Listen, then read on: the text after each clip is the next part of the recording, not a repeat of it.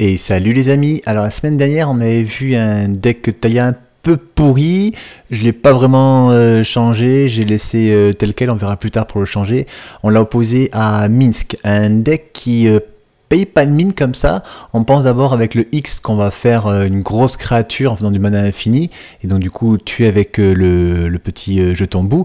Mais en fait aussi on peut faire un deck combo en faisant que X est égal à 0, et on peut se tuer une créature pour faire des effets spéciaux. En général ce sera une créature qui sera équipée de renaissance programmée, ou ce sera un recteur de l'académie, ou un arena rector. Je vous montrerai tout ça en partie. Logiquement, si tout se passe bien, on devrait réussir à montrer toutes les combos possibles dans le deck. Donc j'ai commencé avec une fameuse créature, un invoque de 1 encore une fois. Max lui a fait son petit oiseau de paradis, mais il a déjà perdu 1 avec l'oiseau, enfin avec le terrain, puis 2 avec ma créature. Alors c'est un deck qui peut aller très très vite, mais c'est sûr que face à un deck Taya aggro, c'est un peu plus difficile. Donc il pose un elfe cordélien. Ensuite il va encore se piquer, je pense. Ouais, il va encore faire un mana vert avec la fourrée de Carpulse. Et il pose Safi.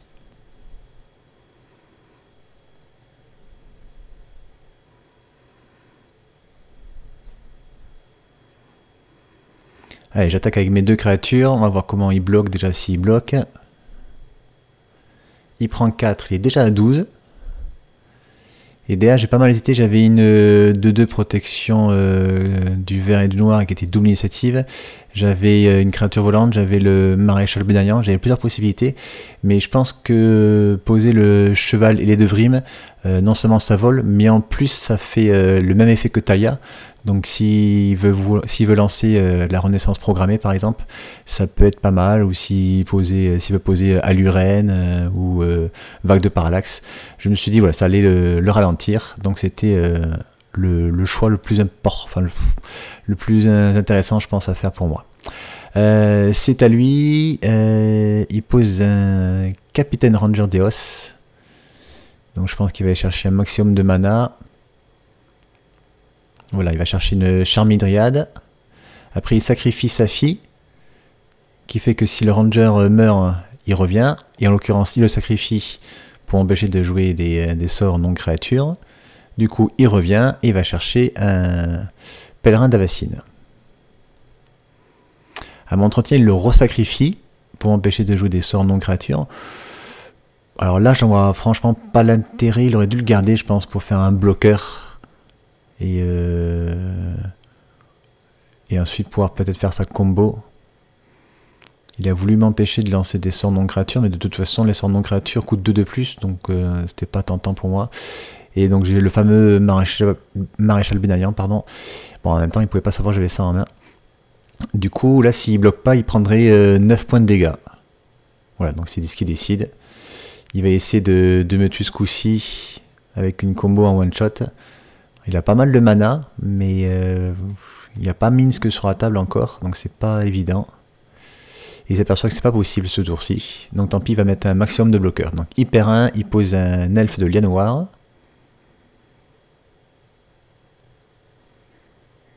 Il faut à tout prix qu'il garde son oiseau de paradis dégagé pour bloquer mon volant. Il pose Minsk et bout.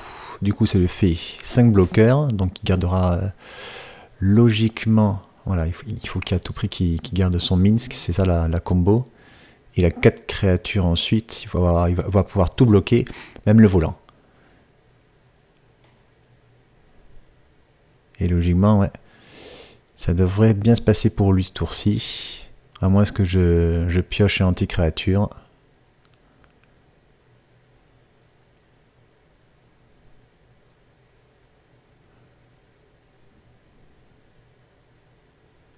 Et oui, voilà, j'ai pioché l'absence imprévue, donc je paye 2 de plus pour Taya et le cheval. Je le mets juste dessus, et de toute façon, voilà, j'attaque avec tout. Il suffit juste que le volant passe, ça suffit. Allez, 1-0 pour moi, j'ai fait un départ quand même assez aggro. On va voir ce qui se passe quand c'est lui qui commence. Donc il perd 2 avec son terrain de prédilection, il pose un elfe de la charmille. Donc j'ai switché, hein. Je suis passé sur Isamaru, parce que même si j'ai réussi à gagner la première avec Talia, forcément, lui s'en fout complètement. Il a très peu de cartes non créatures. Donc là, seconde partie, vu que c'est lui qui commence, je vais switcher avec Isamaru. On verra ensuite s'il se passe une troisième partie. Mais là, il faut que je fasse un départ agressif, donc j'ai préféré prendre Isamaru. Là, il a fait un super truc, il a fait végétation luxuriante sur son terrain de prédilection. Et comme c'est une forêt avec la charmille de Dryade, il va pouvoir faire pas mal de mana. Allez, donc moi je continue ma sortie aggro avec le faucon de guerre et le golem à peau de classe. Donc deux créatures avec un très bon body. Ouais, donc là il fait 4 mana grâce à son terrain et son elfe de la charmille. Il pose le recruteur impérial. Il va chercher le pèlerin d'Avacine. Ah oui, il n'est pas de blanc. Il n'est pas de blanc encore. Il lui restait un mana vert avec son terrain. Il a fait un rouge et un vert. Et après, il a fait 2 verts. Et donc, du coup, il pose le pèlerin d'Avacine. Et prochain tour, il pourra poser enfin Minsk. Ou un Arena Rector, ce genre de choses. Allez, moi je pose la grande Talia, donc très très fort contre lui. J'avais même hésité à switcher ça, mais vu que je commençais en second, c'était pas top. J'ai préféré mettre l'agressivité, donc c'est parfait vu que je l'ai pioché. J'ai vraiment une sortie vraiment idéale. Alors il se ravise, finalement, il va bloquer avec l'Imperial Recruteur. Et il prend juste le reste.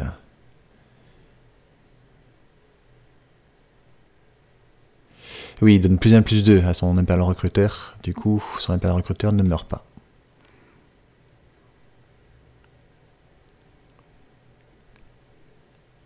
Oui, il arrive à engager son terrain à cause de la grande Talia.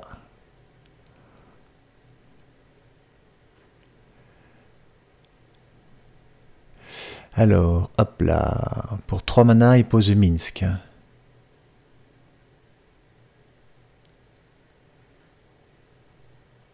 Qui arrive à engager avec le petit bout. Et c'est une fin de tour.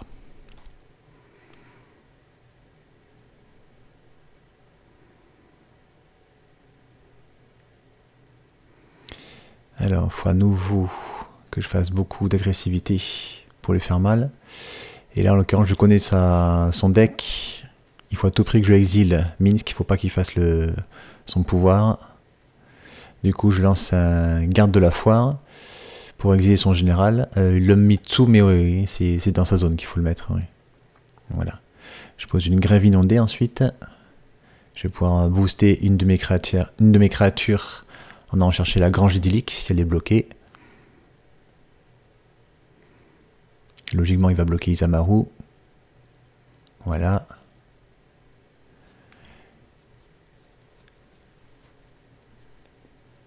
Et là, j'ai hésité en fait à aller chercher. Donc, j'ai pas hésité pour aller chercher la grange idyllique, mais j'ai hésité à mettre le marqueur +1/+1 sur une autre créature pour faire plus de dégâts. Mais j'ai préféré garder Isamaru et lui tuer l'Imperial Recruteur.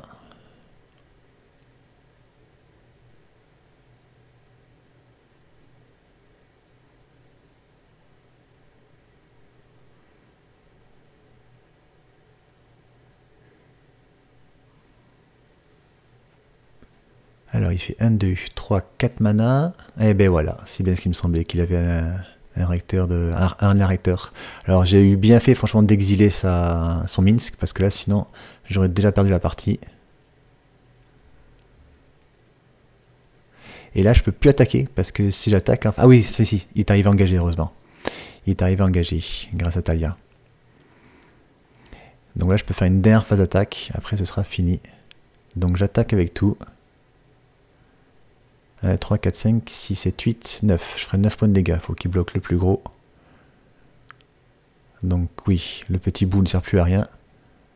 Il prend du coup 1, 2, 3, 4, 5, 6. Il passe à 1.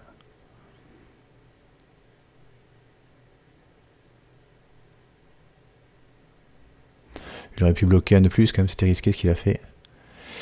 Et derrière, je lance entrave sort d'élite. Je pense que c'est le conseil jugement que je vais dégager. Voilà. Ça coûtera 2 de plus s'il veut le jouer. Bon, de toute façon, là, hein, il va juste rejouer Minsk et faire un combo. Alors, la vue prismatique, elle arrive engagée. Bon, de toute façon, vu qu'il a un point de vie, il va pas s'en servir. Allez, un rouge, un vert. Encore un rouge, un vert et un blanc. Il pose Minsk. Et là, donc c'est parfait, on va pouvoir vous montrer comment ça se passe.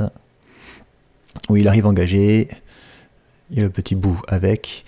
Il fait X. Et en fait, X est égal à 0 sur l'Arena Rector. Du coup, l'Arena Rector va au cimetière. On l'exile. Et il va chercher Ugine. Il fait -3 d'Ugine. Donc il exile tous les permanents. À 3 au moins, qui sont sur la table.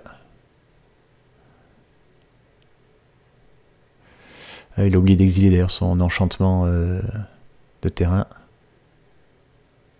Ah si, c'est bon. Voilà, top. Voilà, tout ça c'est exilé, mais de toute façon, avec Ugine sur la table, moi j'ai quasiment main vide. Et derrière, il pose Ignus Grimaçant, une autre partie de sa combo, et c'est contré avec une dîme de mana.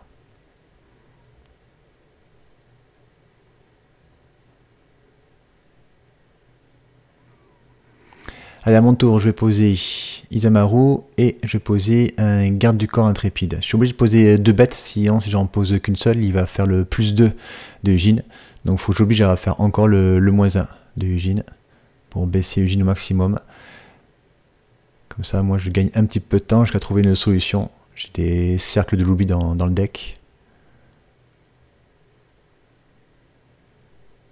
Il a beau être à 1, j'ai pas vraiment de solution. Allez, je pose une apparition du Force Céleste. Le problème, c'est que je peux pas exiler Ugine avec ça, vu que c'est uniquement les permanents de 4 ou moins. Voilà, lui à son tour, il fait le +2. Il me tue, et ça va être ça tous les tours, j'aurai pas de solution. Ouais. Je vais quand même rader le dessus ce qui arrive, mais j'ai pas de cercle de l'oubli qui arrivait, donc c'est pas la peine. Allez, troisième et dernière partie, et donc en effet, j'ai switché avec la Grande Talia, pour le ralentir au maximum. Et de toute façon, j'ai tellement de créatures, un invoque de 1, que c'est pas ultra important de poser Isamaru au tour 1 dans mon deck. Allez, je lui mets 2, avec mon soldat du Panthéon. Tour 2, je pose une donneuse de runes et une représentante d'expédition. Lui, en fin de tour, il fait une préceptrice éclairée sur la renaissance programmée. Allez, voilà, encore une autre combo. Ah, je vous dis, le deck est vraiment plein de combos. Il pose les gorges de ligne cuivre. Il pose une druidesse dévouée.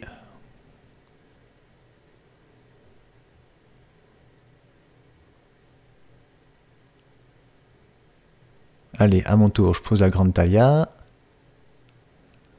J'attaque avec les 2 créatures. Il est déjà à 14. Son terrain, il arrive engagé, il ne faut pas qu'il l'oublie. Voilà, le Pandalavre, s'il le pose, il arrivera engagé. Voilà. Ça va bien le ralentir. Ensuite, pour 3 mana, et même 4 mana, voilà, il fait la renaissance programmée sur sa druidesse. Il met un autre marqueur -1/-1 dessus pour la détaper. Du coup, ça la tue. Et là, il n'a pas Minsk sur la table, donc il ne peut pas faire de suite la combo. Il n'a pas voulu attendre plus longtemps. Il a préféré de suite aller chercher une créature. Et en l'occurrence, c'est Eleshnorn. Qui fait que toutes mes créatures gagnent -2/-2. Et les siennes gagnent +2/+2. Enfin, les autres créatures que Eleshnorn gagnent +2/+2. Donc là, il m'a fait une vrasse chez moi. Je suis vraiment pas bien. Mais voilà, le deck peut vraiment s'adapter à n'importe quelle situation avec ces cartes qu'il peut aller chercher comme ça grâce au recteur de l'académie, grâce à la renaissance programmée, les planeswalkers qu'il peut aller chercher. C'est un deck vraiment très polyvalent.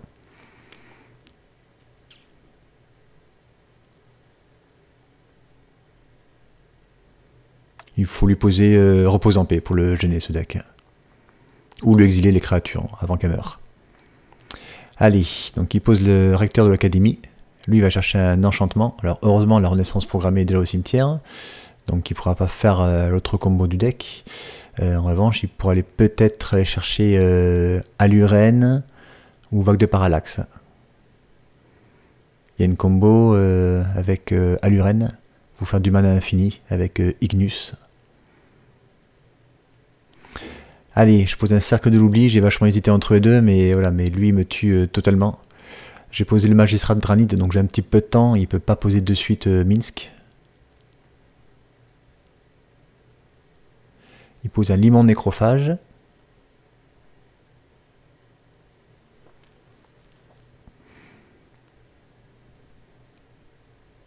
Voilà, il pose un limon nécrophage comme ça. Comme ça, il peut garder 2 terrains qui feraient du vert si besoin.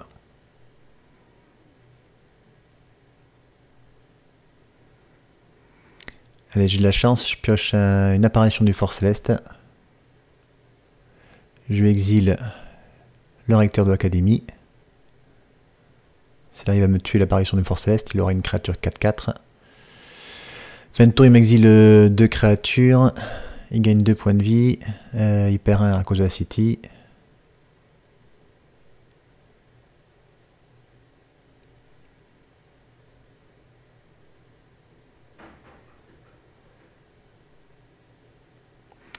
Il a posé une forge de campagne. Là, je crois que ce terrain, on est en train de modifier un petit peu la liste en ce moment. Et je crois que le terrain, il a giclé la liste. Donc voilà, il pose le Ignus Grimaçant. Manque de peau pour lui, je lui ai cassé le... Enfin, je lui ai exilé le recteur de l'académie. Donc il ne pourra pas faire la combo avec Aluren. Sauf s'il pioche bien sûr Aluren comme ça, mais il ne pourra pas aller la chercher en tout cas.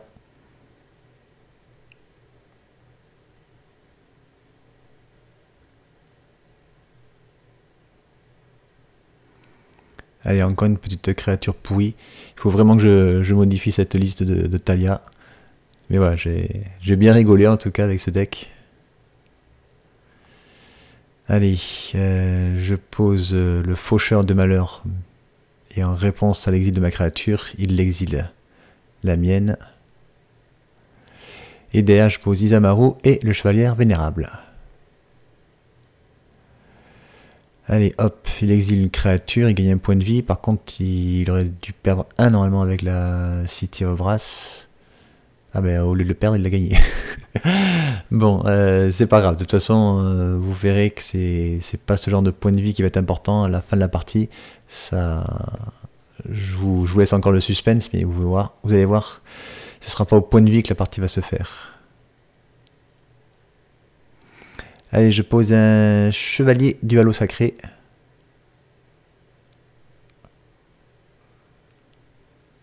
Allez, top deck la Vogue de Parallaxe. Il lui faut 2 blancs.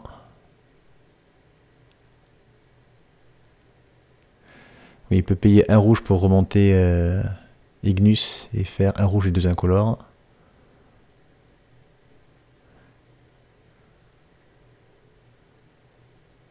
Avec ça, il aura 2 blancs.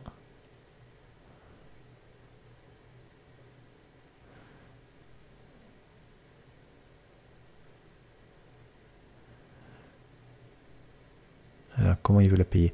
Il faut qu'il paye 2 blancs et après il faut qu'il paye 1 rouge pour remonter Ignus et se faire 2 incolores. Voilà. Il remonte Ignus, il fait 2 incolores et 1 rouge. Avec les 2 incolores et 2 blancs, il peut poser la Vague de Parallaxe. Il lui reste toujours 1 rouge. Bon, déjà, il va éjecter le magistrat de Dranit. Avec 1 rouge, 1 vert et 1 blanc. Il a pas besoin, ouais, il peut le dégager celui-là. Voilà. Hop. Il repère 1. Il pose Minsk. Avec le jeton bout.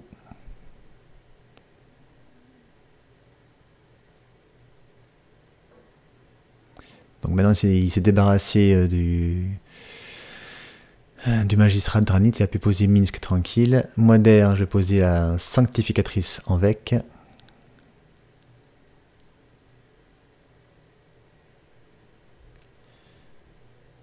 de fortes chances qu'il me l'exile pour pouvoir attaquer avec Minsk. Là, il commence à avoir beaucoup de mana.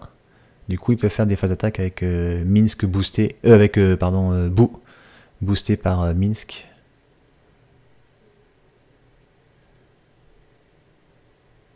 Donc voilà, il m'exile Sanctificatrice en Vec. Il fait que Bou devient 7-7. Et donc du coup, les piétinements. Je vais quand même pouvoir bloquer avec ma chevalière qui régénère automatiquement.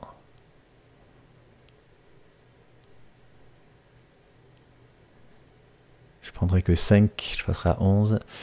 Finalement, en réponse au bloc, il va me l'exiler. Vu qu'elle est piétinement, je vais quand même prendre 7 de piétinement. En revanche, si elle n'avait pas piétiné, j'aurais pas pu prendre des dégâts parce que j'ai déjà déclaré mon bloqueur. Donc je prends 7, je me retrouve à 9 et je commence à vraiment sentir le roussi. Au prochain tour, il peut encore me remettre 7 points de dégâts. Son limon de nécrophage est 6-6. Donc là, je sors une lumière du bannissement. J'ai pas mal hésité, mais je pense que c'était vraiment lui le danger. Le fait qu'il soit trample, c'était trop difficile. Je suis passé en mode défensif, c'est vraiment pas bon. Mais voilà, il faut que rapidement que je pioche une créature comme Maréchal Bédalian pour toutes les booster. Ou une créature encore qui va exiler une de ses cartes.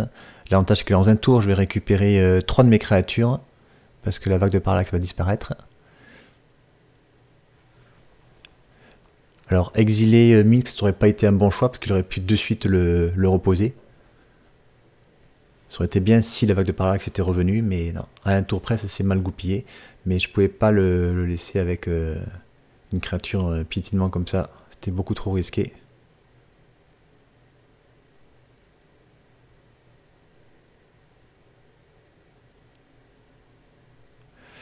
Donc là, s'il calcule comme ça, c'est pas bon. Ça veut dire qu'il veut sûrement essayer de me tuer en combo. Ah oui, ben voilà, il a la contrée ensorcelée en main, donc Aluren. Il lui faut 2 verts. Voilà, 2 verts, 2 incolores. Et là, il va faire la démonstration de la mana infinie. Il pose Aluren. Moi, j'ai plus de cartes en main. Il peut poser donc du coup Ignus gratuitement. Pour un rouge, il le remonte en main. Il fait un rouge incolore. Donc du coup, il fait mana incolore à l'infini. Voilà. Il va tuer son propre Minsk en faisant 0 sur lui-même. Avec Aluren, il peut le reposer gratuitement, puisqu'il paye 2 pour la taxe. Il repose ensuite Minsk, et puis bah, du coup, il est boosté à l'infini, à l'infini. Et voilà, donc très très belle partie, je suis content qu'on ait vu la plupart des combos, il a eu encore à vous montrer, donc peut-être qu'on le verra la prochaine fois. Comme d'habitude, je remercie tous les abonnés et ceux qui me soutiennent, donc les membres de la chaîne. Allez, à bientôt, bye bye.